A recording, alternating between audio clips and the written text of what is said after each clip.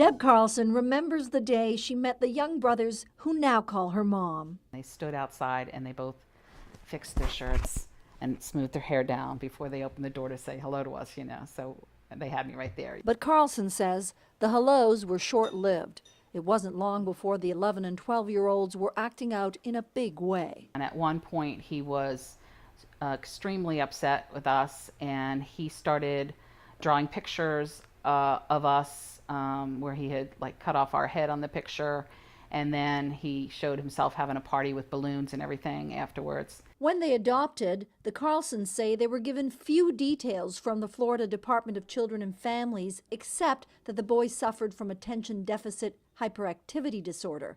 And as time went on, the boys' violent actions escalated. He chose the largest knife in the kitchen and he threatened to kill himself with it and to kill us with it. After that incident, the boys were both diagnosed as bipolar with severe mental health issues. The Carlsons were told the boys needed expensive therapy, which they can't afford, and private insurance doesn't cover. Private insurance focuses on physical health, and there is very limited support for mental health. Limited support, and worse, many states have policies that force parents to choose between keeping their children and getting them medical services. If the child has to come into long-term care, it may make sense based on the way the laws and rules of Medicaid are applied to dissolve that adoption. Child advocates are pushing for changes that would help families get the services they need and keep custody of their children.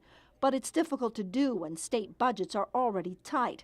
Experts stress the majority of foster care adoptions end happily and want to dispel misinformation people may have. They believe that they're too damaged or perhaps too dangerous, that they're juvenile delinquents, that there's a reason why they're in the foster care system other than the real reason, which is they've been abused or neglected or abandoned. They're there through no fault of their own. They are kids like Thomas, who attended an adoption event in hopes of finding a family. I want to be adopted for the purpose of having a place I can call home. Advocates say parents should reach out to organizations that are there to help families find financial and professional help for their adopted children.